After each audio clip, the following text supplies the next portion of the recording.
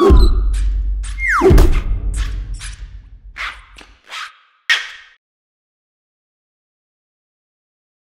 everyone, welcome to Good E-Reader News. My name is Michael. This is Peter. Today we're going to look at our favorite apps that have come out in 2013. We have an iPad, we have a Kindle Fire HD 8.9, so Android and iOS. A lot of big name titles. Absolutely. I mean, there's been more apps this year that I use every single day than there ever has been in the past couple of years. Totally agree. I mean, we're seeing a lot more apps now that are optimized or built exclusively for tablets. So in no particular order, let's check out our top 5 list.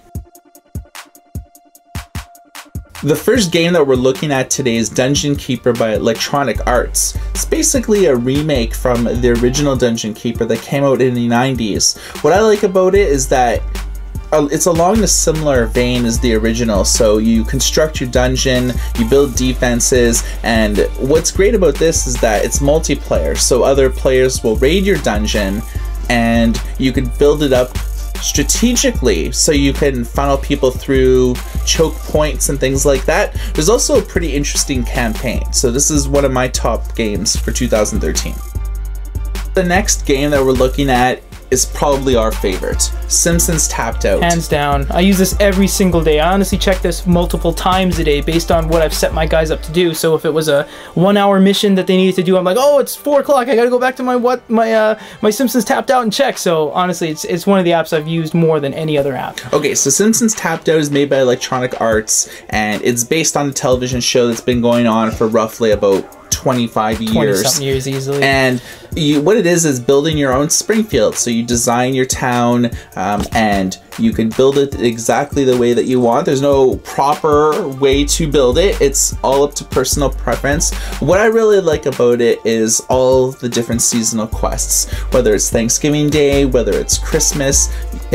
Right now, my Springfield is all full of snow and all of the missions are basically Christmas themed. There's a lot of humor in this app. And constantly the characters are breaking down that fourth wall where they're saying, you know, Electronic Arts doesn't know what they're doing with this quest, or maybe they're making fun of the fact that they're doing microtransactions. This game is fairly cool because there's a lot of free content. It doesn't make you pay for anything, although that there is a lot of options for minor characters and for other buildings that actually unlock different quest lines. So when it comes to building your own Springfield and really living the lives of your favorite characters, whether it's Mayor Quimby, Bart Simpsons, or any of the bullies at Springfield Elementary, you must check out Simpsons Tapped Out.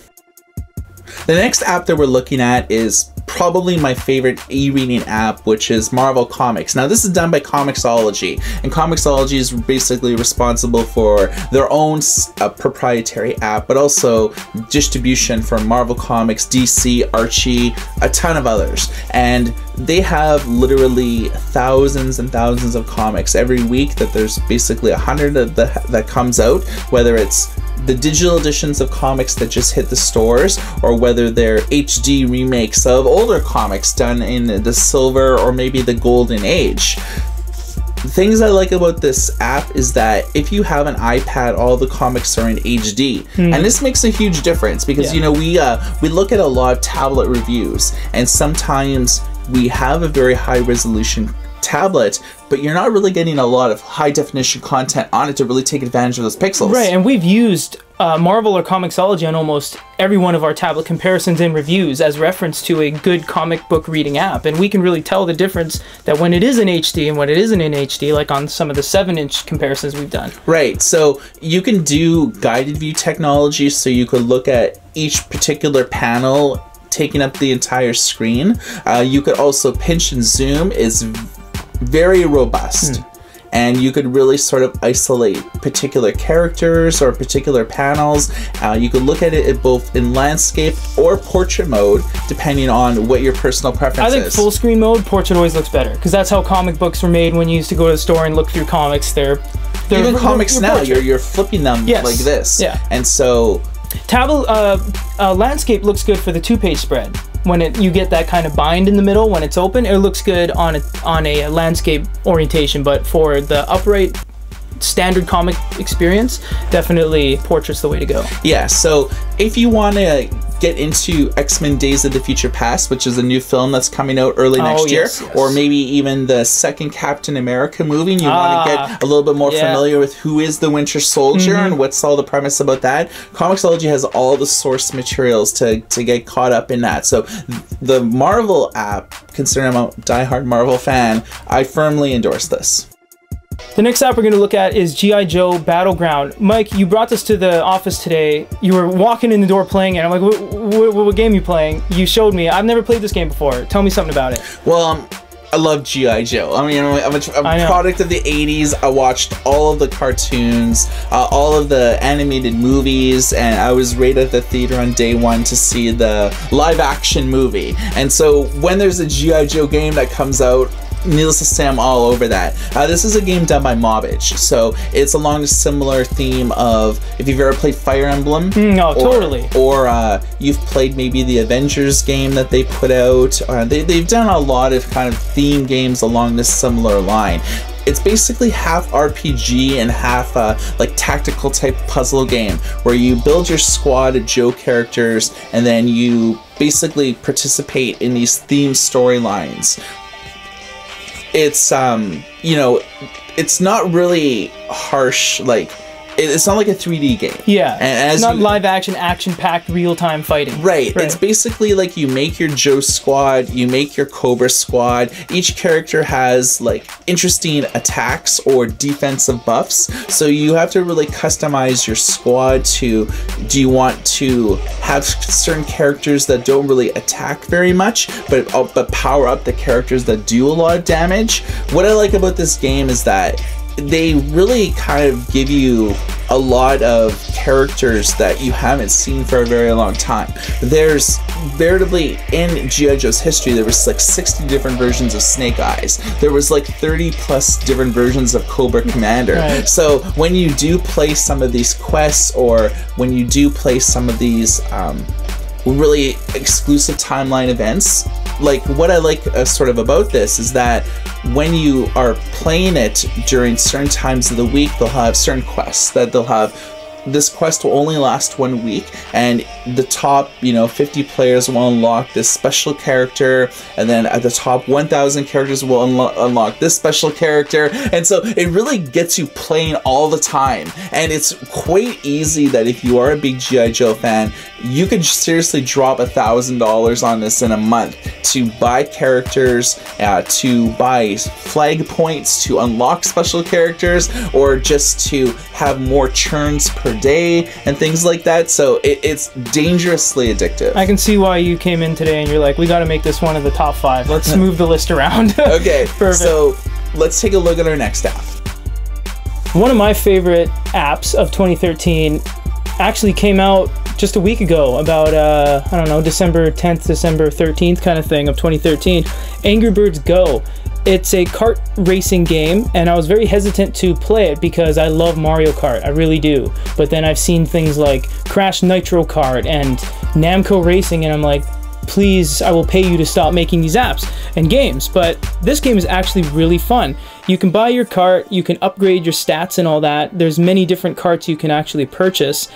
Unfortunately, some of the karts, the better ones at least, they cost actual money in the amounts of $50 to $60 Canadian or US at times. So my advice is that if you wanted to really play the game without spending a whole lot, spend most of your time actually racing and upgrading your stats to make your kart good. Once you get into the game, we'll do a quick race here. You actually can't control the speed, which I was kind of hesitant to enjoy because I was like, oh no, what am I going to do if I can't control the speed? It actually doesn't matter too much because you can kind of make up for that by driving better. Oh.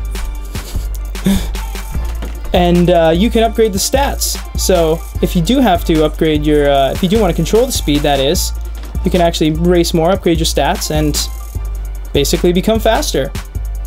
The game doesn't have a multiplayer just yet, but they're actually going to make a multiplayer patch that is going to be released pretty soon. Also, the game doesn't really require too many updates. I think the only update in the first couple weeks of December was about a 50 MB file that you had to go through, but other than that, the game just kind of starts up and goes. Overall, the game has lots of different modes. It has fruit smashing mode, standard racing mode, time attack, boss modes, boss battles. You get different characters, the yellow bird, the black bird, and so forth. The game is just, it's really fun, it's really engaging, and it's really hard to put down. I want to take a look at, now that you've seen our top 5 list, I want to throw out a quick honorable mention. Which is that? Well, I actually don't know what it is. This is not a tablet app, but I want to take a look at... oh my gosh! I want to take a look at Vine. The time waster, people. Yeah, and Vine is sort of... It really took 2013 by storm. What it is it's 6-second videos, and people, you know, you may have heard that people have become Instagram famous. Right. There's a lot of people that have become Vine famous. There was, say, Bat Dad, which is basically a dad, on the news, wasn't yeah, of like 3 or 4 kids, and they did like a 30-minute profile on him. And a lot of the singers that actually do stuff on it actually have gotten million-dollar record deals. The essence of Vine, 6-second videos, and you could really kind of get to the core of someone singing, of a comedy act, of a shtick. Because it has to be the best thing possible. Because you can't have the worst performance in 6 seconds. Your 6 seconds has to be your 100% performance. Yeah. It's like the meme of 2013 and going forward. It's really sort of really put a lot of websites and a lot of competing services on notice with what they're doing here. So Vine is probably my honorable mention for 2013. Absolutely. Okay, so you've looked at a lot of the apps and games that we have showed you today, and if you have any questions, comments, concerns, maybe apps that you feel that should have made the list but didn't, comment on this video and let us know. And maybe when it comes to the top apps of maybe 2014, first quarter or something, maybe we'll put those into consideration. Yeah, so we're going to be doing these a lot more often, but you know, it's the end of the year and it's all about lists at this time. Absolutely. Top 10 this, top 5 that. So you've heard our top 5 reviews. Let's hear yours. Comment on this video. And for Goody Reader News, my name's Michael. This is Peter. Everybody take care. Really hope you guys enjoyed that video. Lots more to come in the days to come and the months to come for 2014. We hope to get a couple more videos out before the end of the year, like this guy right here. Really wanted to get to that today, but we had a full plate with everything we had to do with the top 5s, the new launch of the App Store. We have a new build out there, so if you go to apps.goodyreader.com, you can see that, or you can read all about the latest reviews, news, previews, interviews, and everything else at goodyreader.com/blog. And of course, you can buy all of the e-readers and tablets you see here at shopereaders.com. You see we have a mug and a mouse pad of theirs, kind of just product placement as we do our vids. And keep on watching. If you have any comments, leave a comment below, send us a message, let us know what you think about anything we do or didn't do or missed, or if you have any requests or anything of the sort, let us know.